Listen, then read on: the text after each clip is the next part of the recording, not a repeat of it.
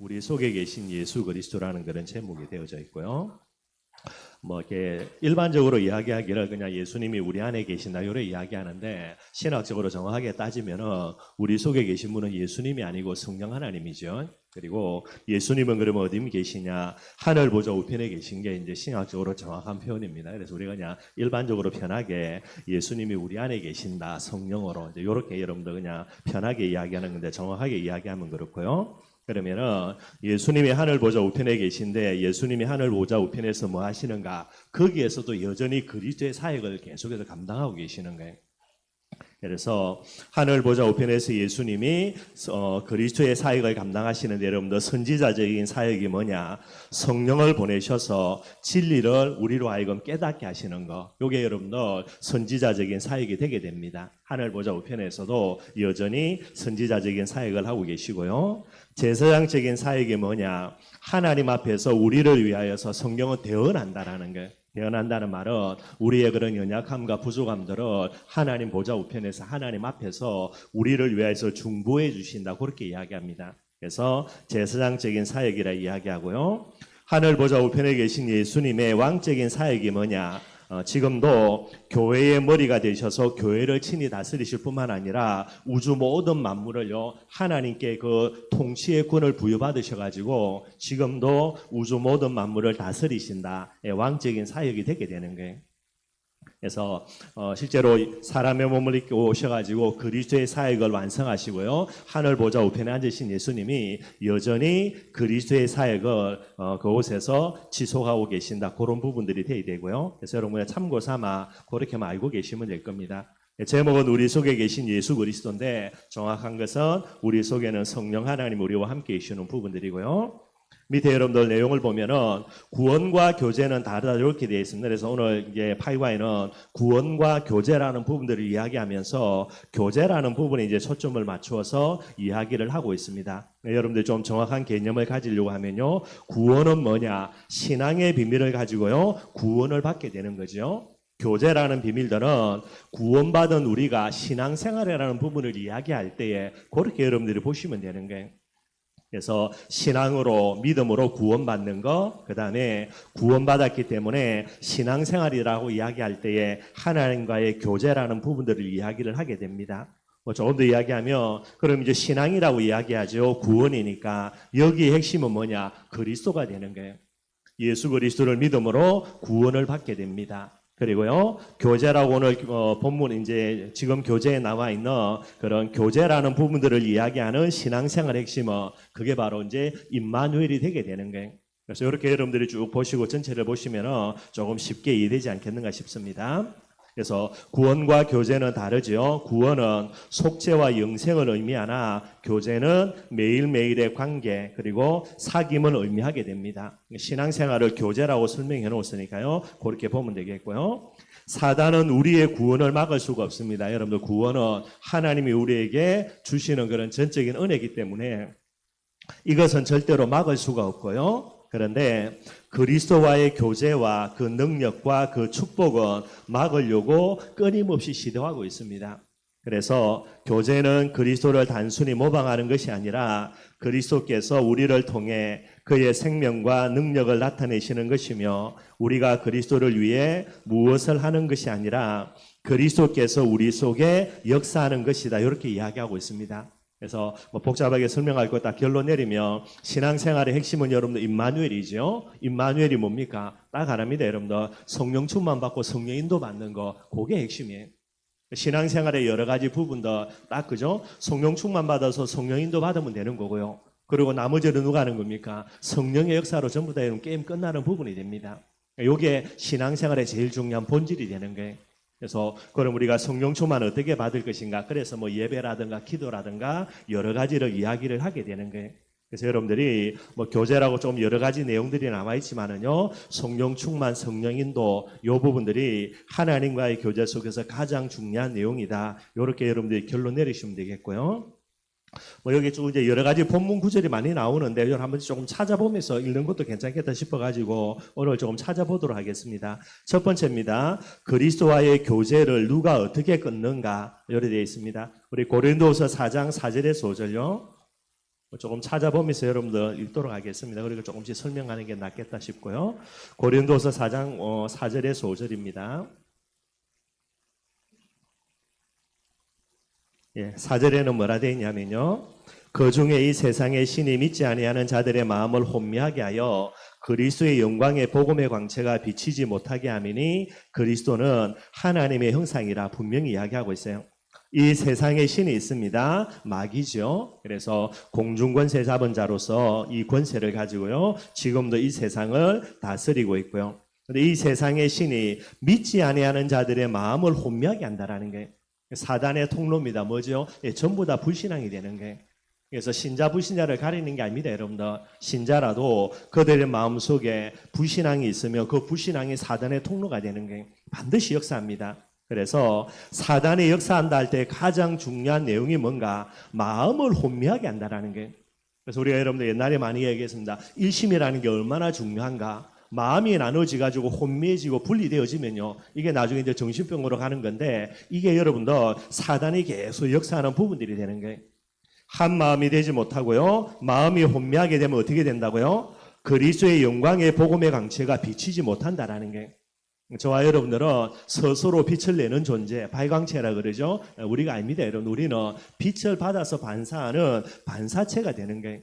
그리고 어찌되든지 간에 영광의 복음이 우리에게 비춰져야 됩니다. 그 빛을 받아야 되는 거예요. 그런데 이 빛이 어떻게 되는 겁니까? 비춰지지 못하도록 우리의 마음을 혼미하게 한다라는 게.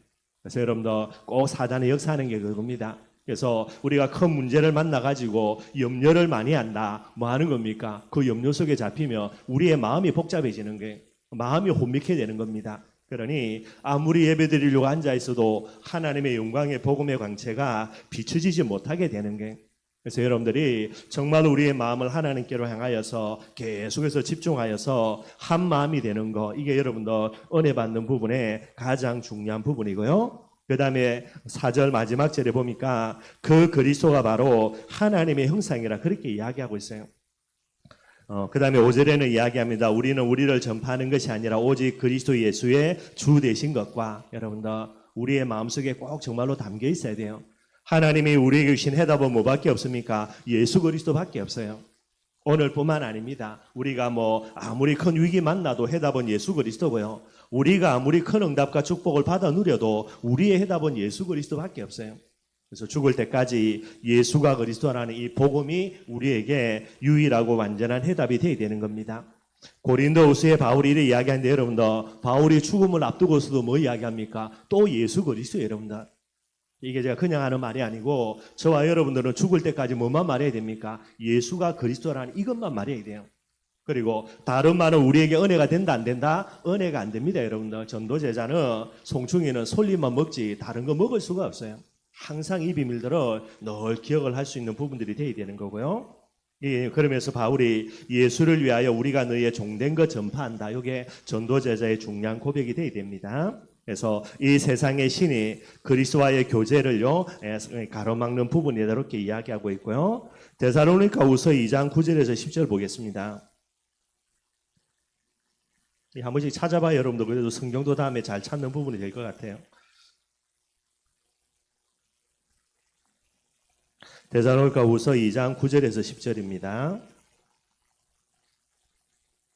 9절에 보니까 여러분들 2장 전체는 어떤 내용이냐 하면 사도 바울이 이제 말세 그 당시 말세라면 지금처럼은 아니고요. 많은 환난과 핍박의 시대였습니다. 이때에 많은 사람들이 하나님을 떠나고 하나님을 버리는 그런 여러 가지 많은 사람들이 일어나는 거예요. 이런 걸 배경으로 두고 바울이 이야기하는 겁니다. 그래서 9절에는요. 악한 자의 나타남은 사단의 활동을 따라 모든 능력과 표적과 거짓 기적과 여기서 말하는 악한 자는 여러분들 복음 믿는 사람들 핍박하고요. 그 다음에 복음 속에 있는 사람을 유혹해서 꼬셔가지고 복음을 버리도록 만드는 그런 사람들을 이야기하는 거예요. 그래서 이런 악한 사람들이 나타나는 것은 사단의 활동을 따라 또 그들에게요. 능력과 표적과 거짓 기적과 불의의 모든 속임으로 멸망하는 자들에게 있는다라는 거예요.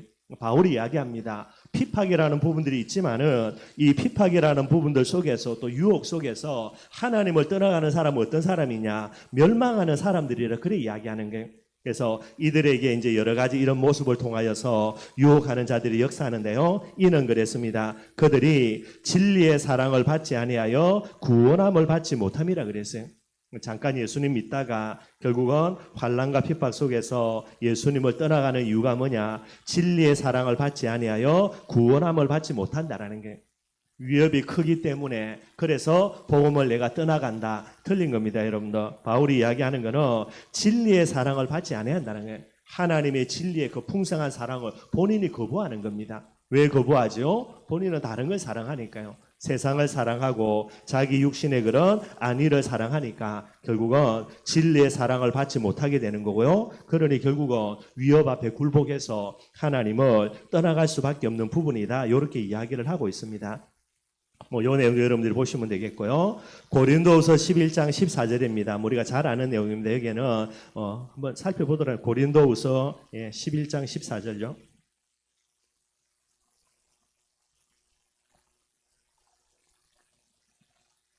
14절입니다. 이것은 이상한 일이 아니니라 사단도 자기를 광명한 천사로 가장한다. 이렇게 이야기하고 있습니다. 그래서 광명한 천사로 가장해서 여러분들 그죠? 거룩한 천사가 하는 것처럼 그렇게 이제 우리를 유혹하는데 우리는 뭣도 모르고요. 천사인 줄 알고 그 말 들었다가는 나중에 큰일 나게 되는 겁니다. 그래서 반드시 여러분들 말세지 말일수록요. 이런 부분들을 분별할 줄 아는 정확한 그런 지혜들을 우리가 가져야만 되게 되는 거고요. 결국 여러분들 그리스도와의 교제입니다. 임마누엘의 비밀들을 사단은 계속해서 방해하는 부분들이 되게 돼 있죠. 구원이라는 부분들은 가로막을 수가 없는데 계속해서 이 비밀들을 가로막게 되게 되는 거예요. 결론으로 이야기하는 부분이면 우리가 성령 충만 받지 못하도록 성령인도 받지 못하도록 계속해서 방해한다. 그렇게 보시면 되겠고요. 두 번째입니다. 왜 그리스도와의 교제가 끊어지는가? 그죠? 로마서 7장 18절 보겠습니다.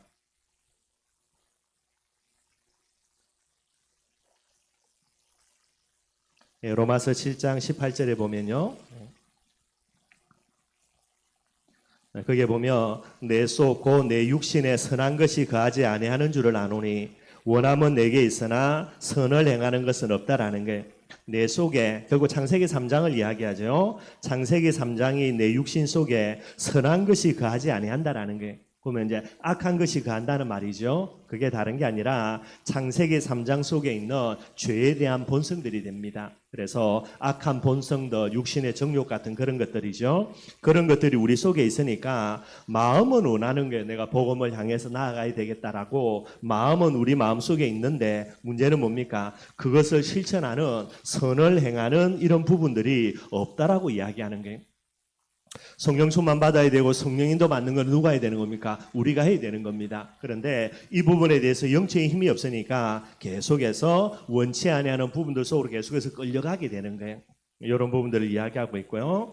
마가복음 7장 21절에서 22절 보겠습니다.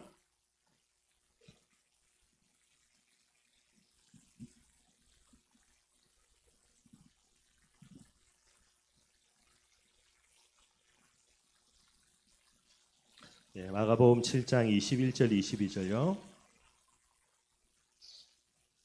21절에 보면 속에서 곧 사람의 마음에서 나오는 것은 악한 생각, 곧 음란과 도둑질과 살인과 간음과 탕욕과 악독과 속임과 음탕과 질투와 비방과 교만과 우매함이니 23절입니다. 이 모든 것이 다 속에서 나와서 사람을 더럽게 하느니라. 예수님의 말씀이 되게 됩니다. 그래서 창세기 3장 속에 있는 이 속에서 나오는 부분들 이게 전부 다 이제 악할 수밖에 없게 되게 되는 거죠. 그래서 성령 충만 받는다 할 때 다른 거 없습니다. 우리 속에 있는 모든 육신의 이런 부분들을 제어하여서 여러분들 거룩한 욕심 또 성령의 소욕을 쫓아 행하는 부분들 그걸 이야기를 하고 있고요. 그러니 이대로 가지니까 결국은 그리스도와의 교제가 계속해서 끊어질 수밖에 없는 부분들이 됩니다.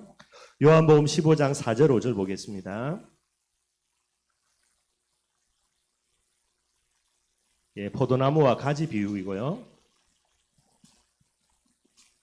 요한복음 15장 4절의 소절을 보면요. 4절입니다. 내 안에 거하라 나도 너희 안에 거하리라. 가지가 포도나무에 붙어있지 아니하면 스스로 열매를 맺을 수 없음 같이 너희도 내 안에 있지 아니하면 그러하리라. 5절은요. 나는 포도나무여 너희는 가지고 그가 내 안에 내가 그 안에 가면 사람은 열매를 많이 맺나니 5절 하반절에요. 나를 떠나서는 너희가 아무것도 할 수 없다 분명히 이야기하고 있어요. 전도제자인 저와 여러분은 어떤 존재인가? 그리스도를 떠나서는 아무것도 할 수 없는 존재가 됩니다. 그런데 좀 감히 겁도 없이요, 그죠? 하나님을 떠나고 그리스도를 떠나는 여러 가지 부분들 많이 있게 되어지고요. 그래서 여기서 이야기하는 거 내 안에 거하라 그랬습니다. 그리고 그 다음에 7절에 보니까요, 너희가 내 안에 거하고 그 다음에 이야기하는 거 내 말이 너희 안에 거하면 그랬어요. 성령 충만 받는 중요한 비밀들요, 하나님의 말씀이 우리 마음속에 계속해서 있어야만 되게 되는 거죠. 그러니 우리 속에 말씀이 없으니까 결국은 성령 충만, 성령 인도 받을 수 없는 그런 형태가 되게 되어 있습니다. 갈라디아서 5장 16절 17절 보겠습니다.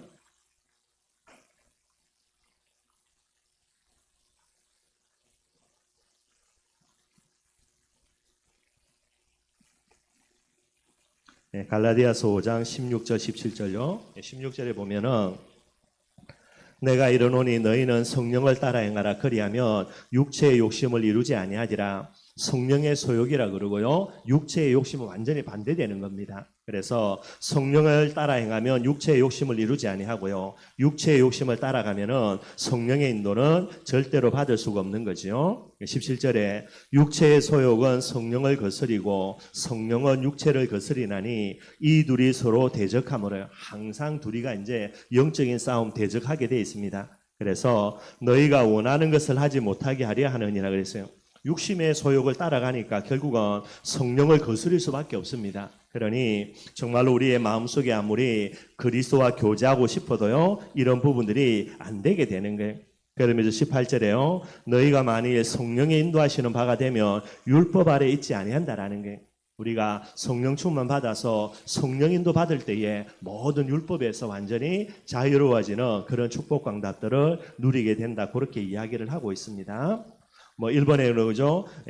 그리스도와의 교제를 끊어지게 만드는 건 막이고요. 어떻게 왜 그리스도와의 교제를 끊어지게 만드는가라는 부분도 몇 가지 부분도 조금 한번 생각을 해봤습니다. 그래서 딱 하나님이 성령 충만 받지 아니하면 절대로요, 올바른 그리스도와의 교제, 신앙생활 안 되게 돼 있는 거예요. 그걸 조금 이야기하는 부분입니다. 세 번째입니다. 어떻게 그리스도께서 우리 속에 역사하여서 나타나심을 체험할 수 있는가? 좀 이렇게 복잡하게요. 쭉 좀 늘어난 부분 같아요. 그래서 결론은 어떻게 한답니까? 성령 충만 받으면 되고, 그래서 성령인도 받으면 된다라는 게 제일 간단한 부분이고요. 조금 이렇게 늘어난 부분들 보면요, 예수 그리스도를 구주로 영접해야 됩니다. 영접해야만 하나님의 성령이 우리 속에 들어오시는 부분들이 되게 돼 있고요. 나의 모든 생활 속에 그리스도를 모셔야 된다 이야기하고 있습니다. 그래서 7절에 그죠? 요한복음 15장 7절에 너희가 내 안에 거하고 내 말이 너희 안에 거하면 그렇게 이야기를 하고 있고요. 그래야 이 말 가지고 성령인도 받을 수 있는 부분들이 되게 돼 있고요. 그 다음에 세 번째 보면은 그리스도께서 우리 속에 나타나셔서 인도하시고 능력 나타나시기를 원하심을 믿어야 한다. 그렇게 이야기하고 있습니다. 요한계시록 3장 20절요. 마음의 문을 열고 예수님을 내 마음속에 모셔드려야 된다. 그렇게 이야기를 하고 있고요. 우리 요한복음 14장 21절도 보겠습니다. 한번 찾아보겠습니다.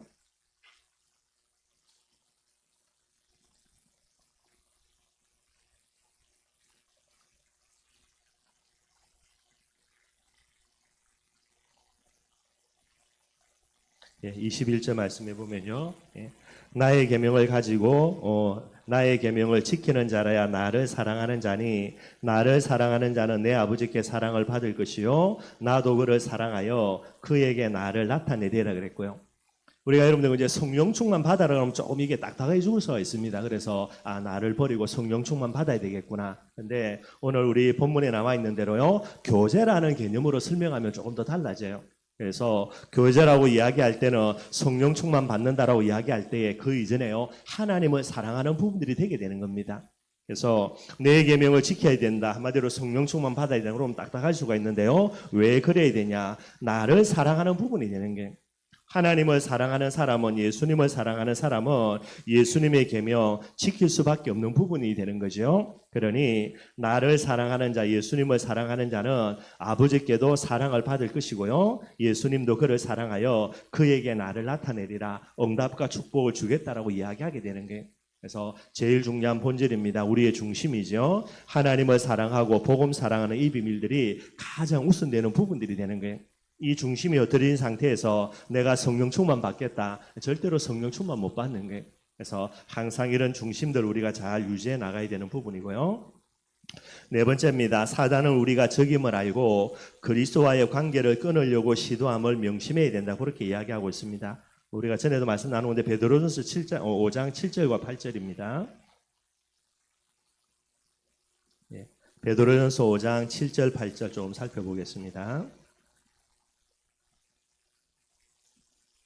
7절에요. 너희 염려를 다 주께 맡기라. 이는 그가 너희를 돌보심이라 그랬어요. 염려는 뭐 해야 됩니까? 주님께 맡게 되는 제목이 됩니다. 염려 계속하고 있으면 100% 여러분들 사단의 통로가 되는 거예요. 마음이 나눠지게 됩니다. 그러면은 올바르게 성령 충만 못 받게 되겠고요. 왜 우리가 염려를 주님께 맡게 되냐? 예수님께서 우리를 돌보신다라는 게, 다른 말로 내 염려가 아니라 전부 다 주님께 맡게 되는 그런 내용들이 되게 됩니다.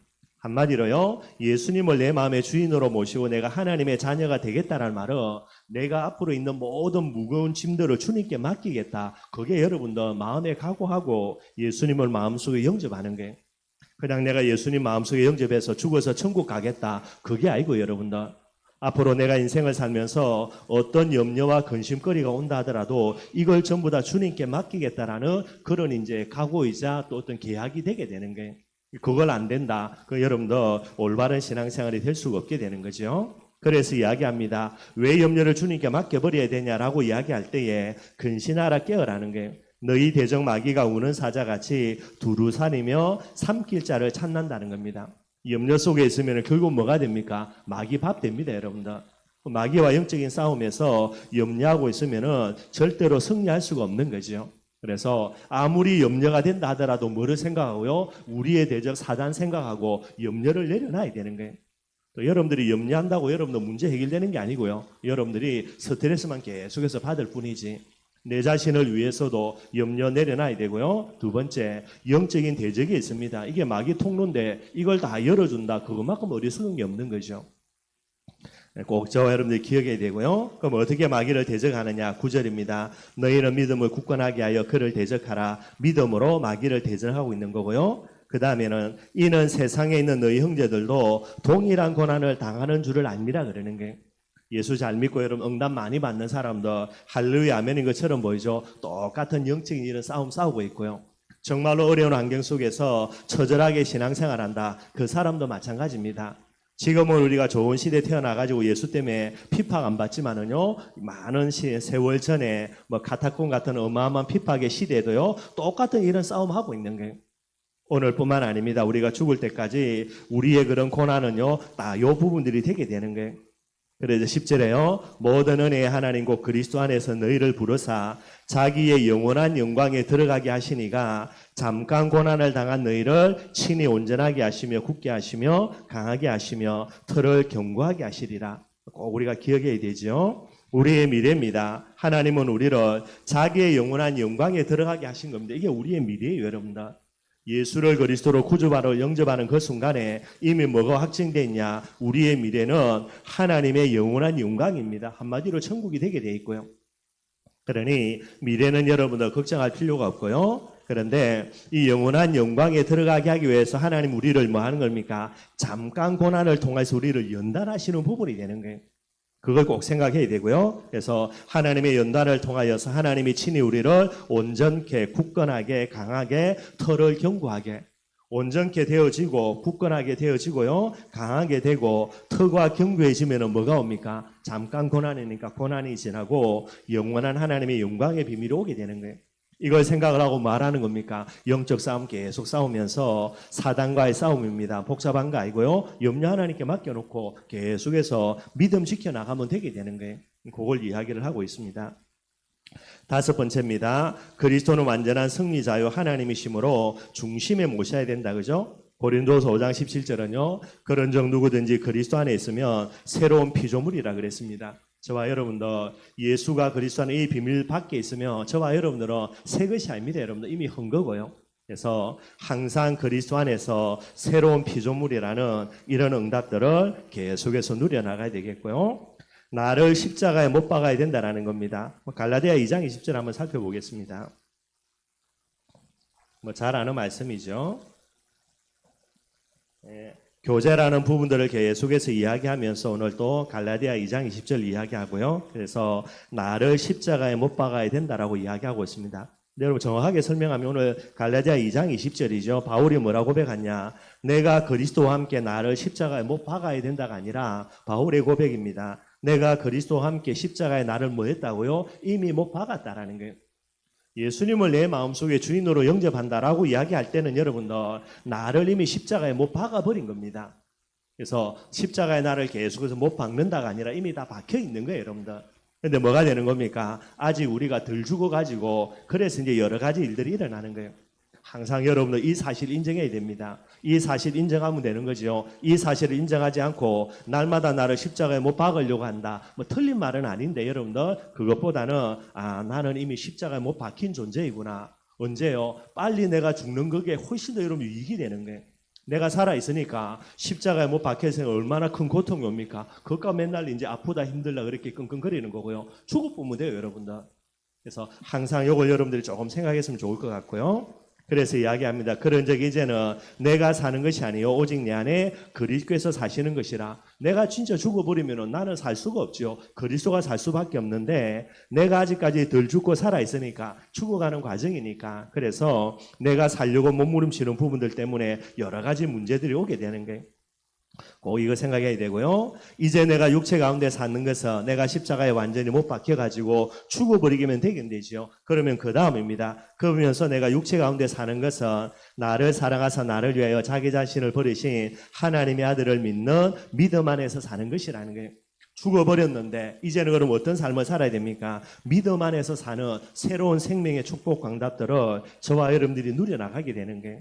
그래서 오늘 이 교재에는 십자가에 못 박아야 된다 이야기하는데 성경은요 이미 십자가에 못 박혀 있다라는 게 그 부분도 좀 설명하려고 하고요. 7번째입니다. 그리스도를 나의 주인으로 모셔야 신앙생활에 성공한다라는 게 요한복음 2장은 잘 알죠. 갈릴리 가는 혼인잔치입니다. 예수님이 손님으로 있을 때는요 문제 계속돼서 심각해집니다. 더 큰 문제가 오고요. 그런데 그 갈릴리 가나 혼인잔치에 예수님이 주인 되실 때에 이때부터 내 문제 아니니까요. 예수님이 해결해야 될 문제죠. 그러니 문제가 역전되어져서 어마어마한 축복으로 전부 다 변하게 되게 되는 거예요.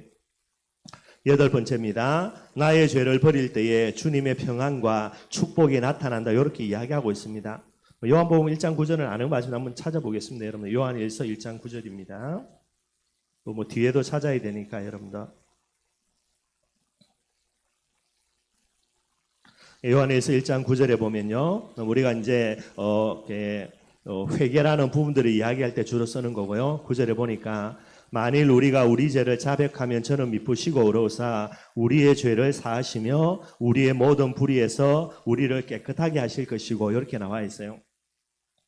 이 본문 가지고 이제 회개라는 부분들을 계속해서 강조하는 그런 사람들도 많이 있습니다. 근데 성경 말씀에 나와 있으니까 회개라는 부분들을 강조하는 건 뭐라 말할 수는 없고요. 또 죄를 짓고 난 다음에 죄책감이라는 게 반드시 따라옵니다. 이거는 이제 사단이 주는 거죠. 그래서 이것 때문에 여기서 빠져나오려고 하면 자기 입으로 죄를 자백하고 회개하는 게 죄책감에서 빠져나올 수 있는 중요한 방법이 됩니다. 그런데 신학적으로 조금 살펴보면요. 만약에 우리가 모르고 지은 죄가 있어요. 그러면 이 죄를 자백할 수 없을 거 아닙니까? 본인이 모르니까. 그러면은 자백하지 않는다고 해가 이 죄가 없어지지 아니한다. 그러면 이제 보통 문제가 아닌 거죠, 여러분들.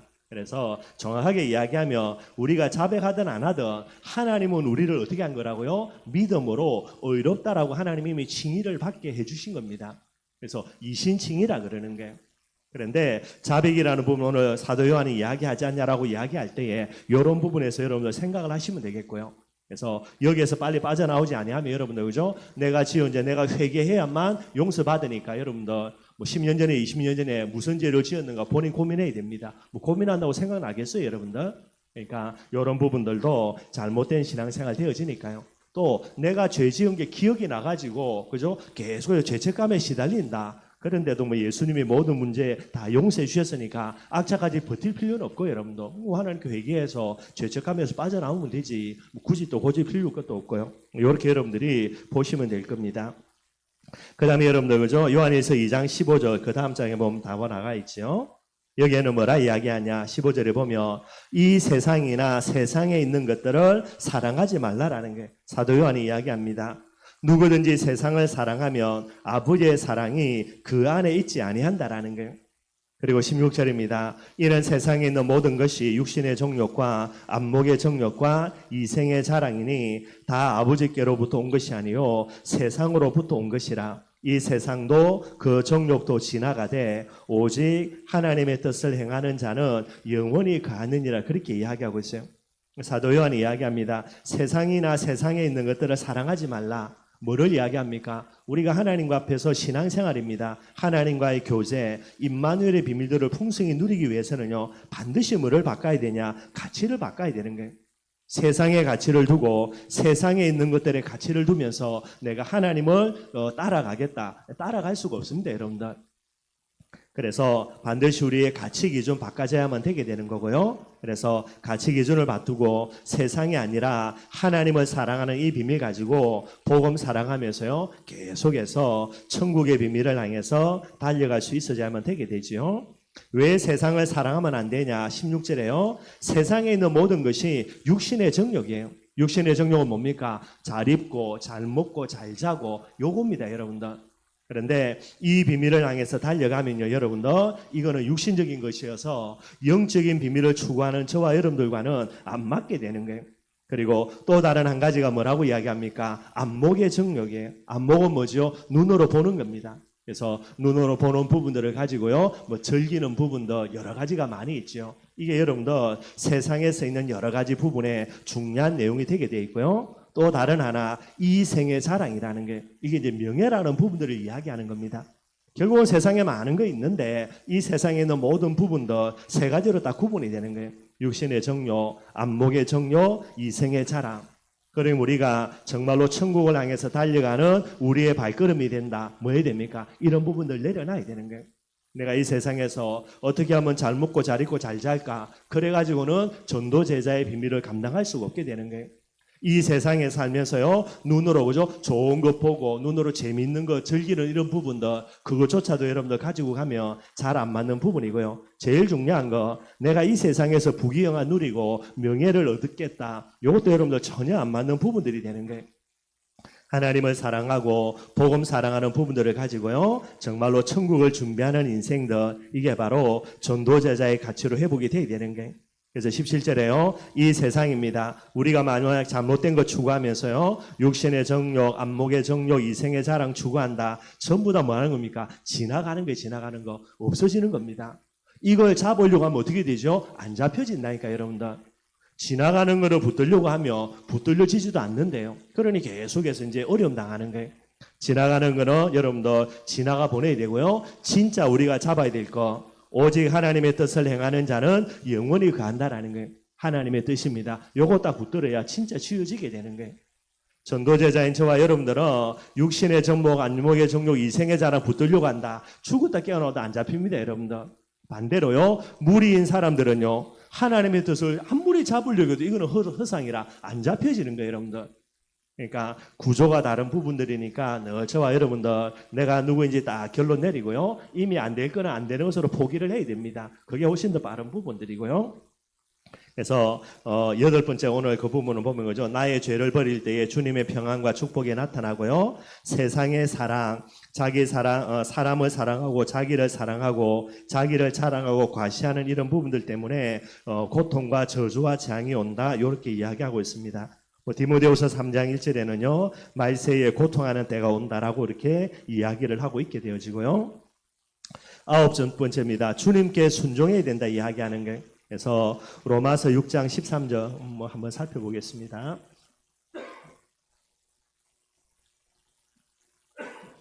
로마서 6장 13절입니다. 13절에 보면요. 또한 너희 지체를, 우리 지체라는 것은 예수 그리스도의 복음의 희생으로요. 우리가 하나님의 자녀된 우리의 지체를 이야기하죠. 그래서 또한 너희의 지체를 불의의 무기로 죄에게 내주지 말고 오직 너희 자신을 죽은 자 가운데서 다시 살아난 자 같이 하나님께 드리며 너희 지체를 의의 무기로 하나님께 드리라. 이렇게 이야기하고 있어요. 예수가 그리스도라는 이 비밀 속에요. 하나님의 희생과 그리스도의 희생 속에 저와 여러분들이 하나님의 자녀로요. 또 다르게 이야기하면 성전으로 되어졌지요. 그래서 우리의 지체를 불의의 무기가 아니라 의의 무기로요. 하나님께 드려야 되는 부분들 그렇게 이야기를 하고 있습니다. 그리고 로마서 12장도 우리가 잘 아는 말씀이고요. 그 뒤에 보면 나와 있죠.